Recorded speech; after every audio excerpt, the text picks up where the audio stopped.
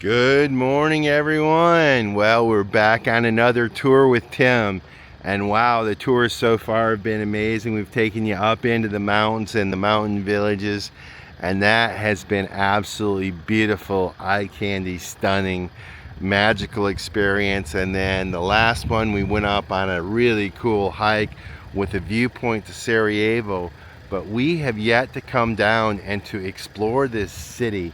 And as you know, there's so much history, rich history here in Bosnia, but there is an old town here. And so we are loaded up in the car and we are about to head down into the city to go exploring. So let's go.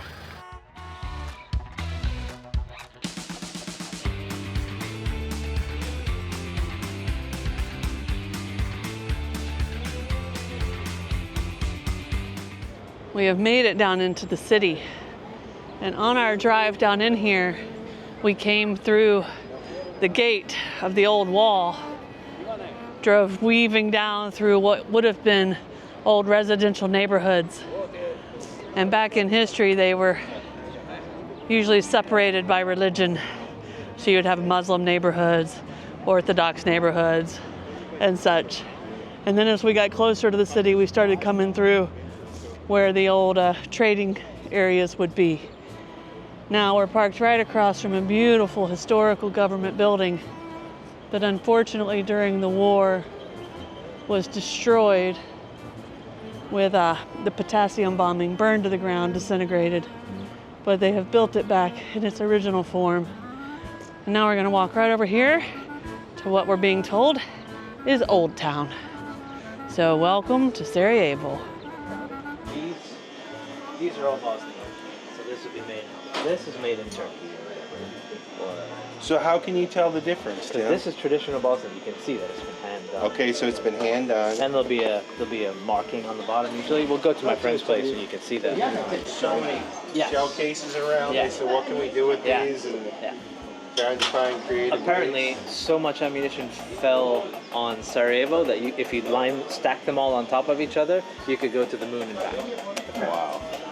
So we're walking through the market and Tim is telling us about the traditional coffee sort of serving containers where they make coffee and how they do that. And you can kind of hear the tapping in the background of them actually making them. So that's pretty cool.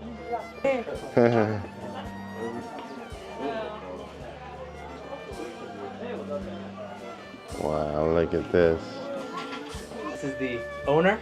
Very nice to meet you. Nice to meet you. Wow. So this would be original. So his dad does it, his grandfather did this, he does it, his brother does it. Does your daughter? His daughter does it. Awesome. So this is passed on from generation to generation. And like with this sort of stuff, you can see that it'll have his stamp, and it's UNESCO. So that'll because this is like intangible heritage. Oh yeah. The people who who do this, and this is the handmade by Berkanic, and that way you know that it's the real McCoy. Okay, looking for so obviously the coffee goes in there. Oh, there's the lid. Okay, there's the grinder, the handle. Stiff here, and then you put it like against your belt, just above your belt, and that's how you. All right. And if you went like a house in Lukamir, like we were at, They would all have one. That's how they would do their Have coffee. these, and this is what they've done before, and then afterwards it's there, and you right into your jezva, and this is a jezva. It's called a jezva. Mm-hmm. That's a Turkish word. And this is filjan. So that's what you The drink little out of. cups. Filjan, yeah. Wow. Filjan. So jezva, I think Tim filjan. took us up there. Is this the sugar holder? He's up. Let me see your father again. You said 72? Yeah, he is younger. Yes, yes. This is my brother, and it's me, my brother, my daughter. Also, my son. He's going. He's going. Does that make you happy that your daughter and your son are doing the business? It's more from him. Oh, the daughter likes it more? I mean, It's beautiful. It's a wonderful story too. All right, everybody. Clinton made a visit to his father's shop. Look here in the brochure, Kurt. Look who came to see his dad's shop. Oh, Bill Clinton! Hey! Oh. So we're walking down the Copper Street. Now Tim tells us that only about 10 families still truly operate and create their own copper art. And we just went into one of the family's businesses that Tim knows.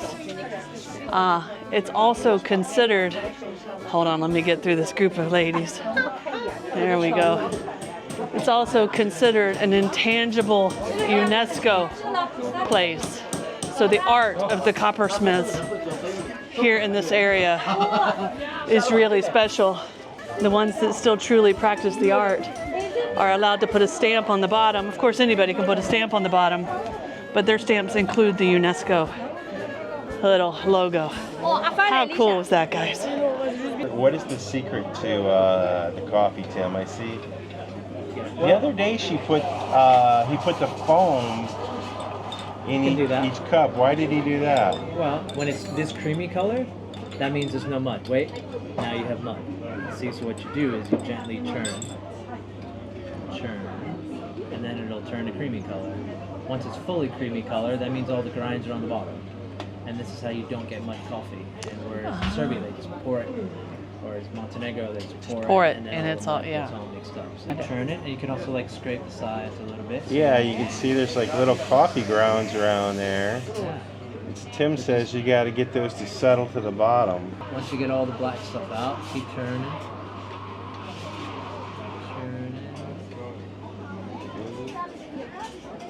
And you can actually see, if you follow it, you can see that this is clean, and then you can start sort of seeing like a dark like trail, and that means the grinds, you know, you've reached the grinds, which you don't want to do.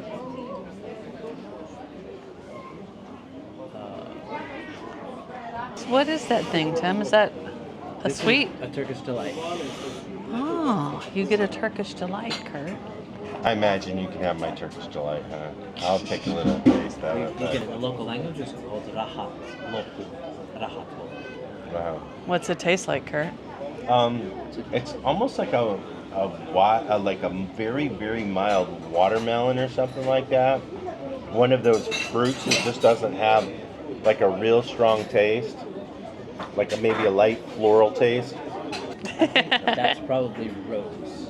That would be Rose. Oh, rose. That would Okay. make sense. rose flavor. So this is the most important mosque in all of Sarajevo. And like most buildings here, it was destroyed during the war, the tragic time of the war. But it is, I think, in short, like slang name is the Begs. I think it's Begovac or something like that mosque. It's a beautiful building. So we've stepped into the courtyard, and we probably won't take you inside, but it really is a pretty place. Now we're back out on the promenade. This old town is really a cool area. So many different kind of shops and restaurants.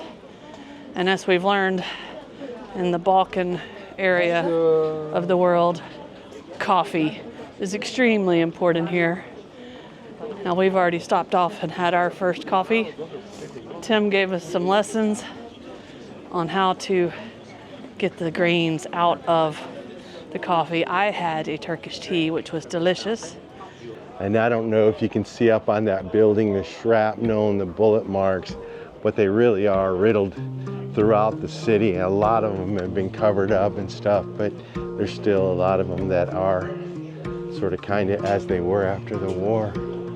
You say peace is just a state of mind. You help me reach it when I leave mine behind. In this city, chaos and dust in our eyes, speeding at our speed, sweetly walking by.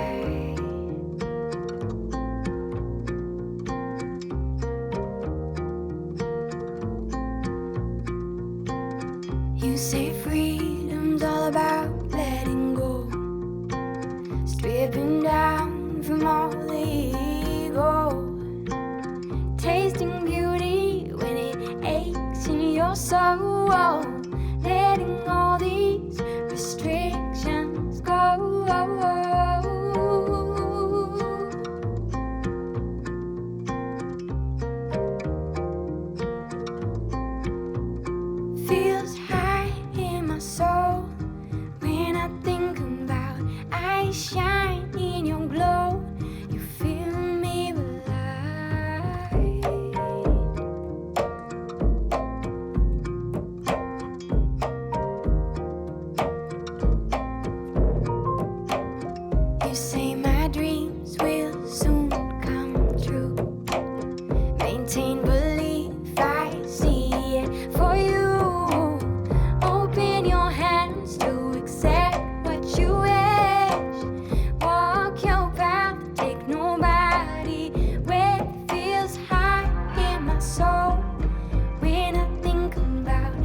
I shine in your glow.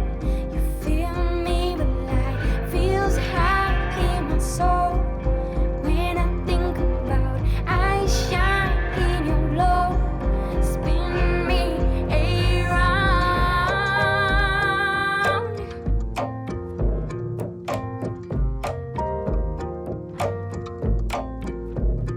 This storm in my body is taking me. These words that I try to bring easily feel stuck in my throat. It's draining me. But your grace I feel surrounding me. Feels high in my soul when I think about I shine in your glow. You fill me with light. All right, so this building used to be where they would come and trade silk back in the silk route days. This area was exclusively for silk trading. It is a protected building now. And of course, there are many different types of shops in here. But its history and its fame comes from the fact that this is where all the silk traders came with their silk. Now, another cool thing about this town is we are on the Ottoman side, but soon this old town is going to drastically change. And we're going to enter, what is it, the Austria-Hungarian era? Yeah. And it's right here. So it's like an old town of two worlds, right here. Look at that. All right. Sarajevo Meeting of Cultures. So that is the Ottoman side, and it does change just instantly. Feels like you're in Vienna. We've never been to Vienna, so I wouldn't know that. Cheese and meat market. Look at this, guys. Yeah. You know, we love a food market. You can smell, it smells like beef jerky. I smell the smoked meat smells so good. So here at this egg place, if you can see, they have all different kinds of eggs, different price points. Some of them are actually pretty giant, and then different sizes, different colors. And I'm sure these are colored eggs with little stickers on them. Quail eggs. The egg store. All right, you guys know I love a market tour, but Tim was kind of sharing some of the history of this. I'm going to try to get it right, but some people argue that this was a market that brought the U.S. into the war, and that this was bombed and 69 people were killed, and supposedly it was targeted. The Sarajevo Rose is around the city at different places that have been bombed, and civilians were targeted, whether it's a bread line, a food line, a market, or anything. And I guess this was enough was enough when this place was bombed right here. And here it is right here, the Sarajevo Rose, signifying the, is that still like a... Yep, that's the tail of it. That's the tail of the bomb right there, guys, in the ground.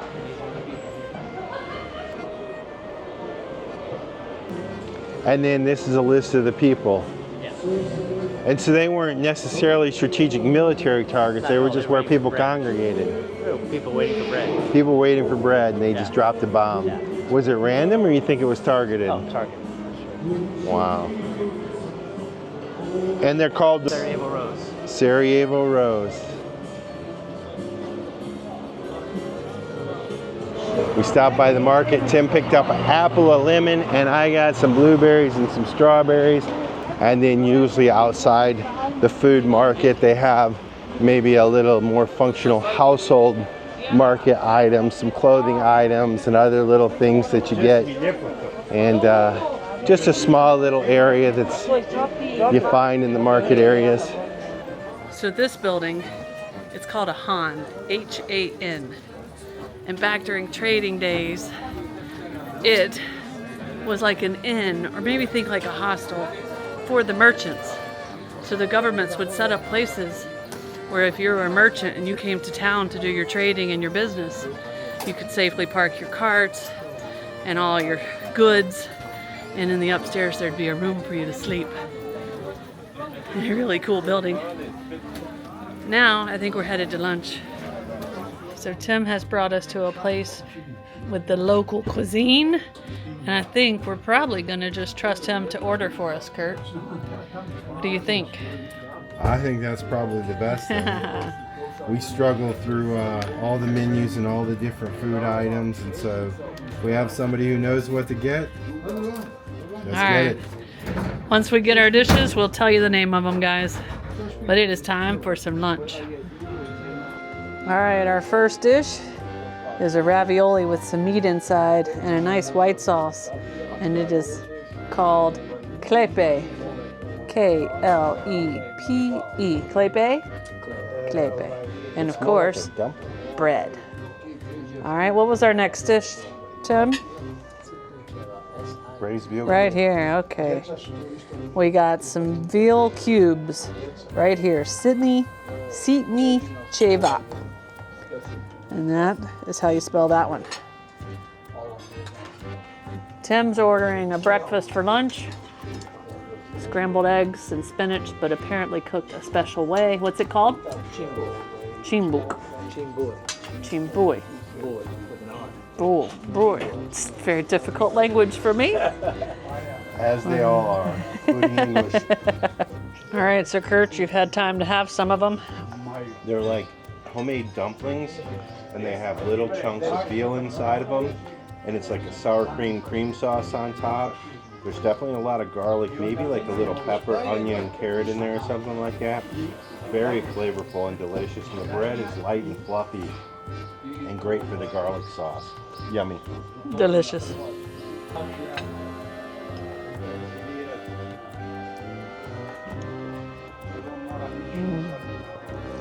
That is delicious. After a really cool, relaxing day in Sarajevo, which is a city with a very nice vibe, highly recommend people taking a visit to Sarajevo, throwing Mostar in there, and then find somewhere in the nature here. But we're back to our van, home sweet home. No kitty's waiting for us. There she is. Just ran back. There she is. Hi, Vanna. Good morning. Don't mind the pajamas and the morning hair. I just rolled out of bed. Today, we have to drive down into the city one more time, but we are leaving Tim's house here on the outskirts of Sarajevo. And before we leave and drive down into the city to do one last thing, I wanted to tell you something that we did here in the city that was really, really special. Now, we had taken a couple of days off from filming when we first got here to Tim's, so I took the camera and I shot a little bit of footage, but we didn't vlog it or anything, but it's really important, so I want to back up and tell you about it. So, Tim arranged to take us to a play. So, not only did we get to go down to Sarajevo, eat dinner at an amazing restaurant where Tim knows the owner, and have some delicious food, meet up with one of Tim's friends as well. But we got to hang out with the theater crowd. And we went over to the theater that was just a block or two away from where we had the yummy dinner. And there was this whole crowd, just like kind of like you picture in the movies of a theater crowd. The pre-ensemble was all outside, meeting and greeting everybody. And then we went in, and Tim had arranged everything perfectly. We just picked up the tickets and went in. We sat in the front row. And what is really special about this play is Tim is actually featured in it. That was the cool part to us at the beginning, but we did not understand the impact that this play would actually have on us. Now, first of all, this play was at the War Theater. It's a theater where they use the arts, theater, dramas, all that type of stuff to kind of heal from the past of the war that tormented Bosnia for so long. And I don't think we've told y'all, but Sarajevo, the city, was actually under siege and under attack for the longest of any other city, 1,004 days. The enemy was up on the mountains around the city, just constantly bombing down on the city. So there's a lot of, I guess, PSE, post-traumatic stress that this city deals with. And this organization uses art to try to help people heal that. Now, the play had one actor. It's a lady, her name is Kim, and she is from Australia. And back after the war, maybe a few years after, I don't know exactly when it was, but the war was over and Bosnia was starting to heal. She came as a single tourist, kind of traveling around Bosnia backpack style, and she used the guidebook that Tim had written. So this is where Tim comes into play. But so she was going to all these places, and she ended up in this one city. And Tim had recommended a specific hotel. So she went and she stayed at that hotel. And she had a really, really bad vibe about it. All of a sudden things just didn't feel right. So she researched that place after she had left and found out that she had ended up visiting a place where horrific things had happened. It was actually known as the rape camp, where women were taken there. 200 women were taken there, held prisoner, and treated horribly during the war. She did a lot more research, learned about mass murders on the famous bridge in this little town, all sorts of things. But what she ended up doing was reaching out to Tim and asking him if he knew the history of this area that he had recommended. And long story short, it took us several years for them to actually meet up, but she made a return visit to Bosnia. She met up with Tim and they talked things through. He explained why it was in the book, that he did not know the details of the history and so forth.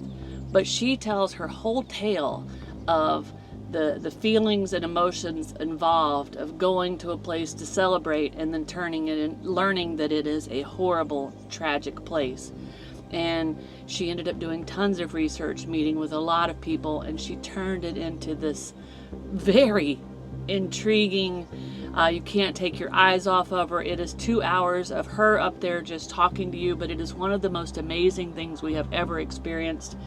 And she also brought the history kind of full circle for us as newcomers to learning about the war in the Balkans area. And I'm going to put down in the video description the name of the play. You also need to know that the play was turned into a movie. And this was, I don't know, 10, 12, 15 years ago. We've heard you can find it online. If we can find it, we'll put a link to it. But no matter what, we'll put the name of the movie. And I wanted y'all to know that we had experienced that, share it with you as best we could. I wish we would have filmed it better, but to be honest, you were just so immersed in watching the presentation that you couldn't. Afterwards, we got to hang out with her husband, and meet her 2 kids. Kurt had to show off his Rubik's Cube skills to the kids, and it was just really, really a cool thing that we got to do. So, sorry we didn't film the whole thing, but that's the story. Now, we're headed down into the city, and then after that, we're headed north. It's time to leave Sarajevo. If you like this video, be sure to subscribe to our channel and hit that notification bell so you guys know when we put out new videos. And don't forget, you can always follow us over on Instagram to see what's going on in between videos. Cheers, guys!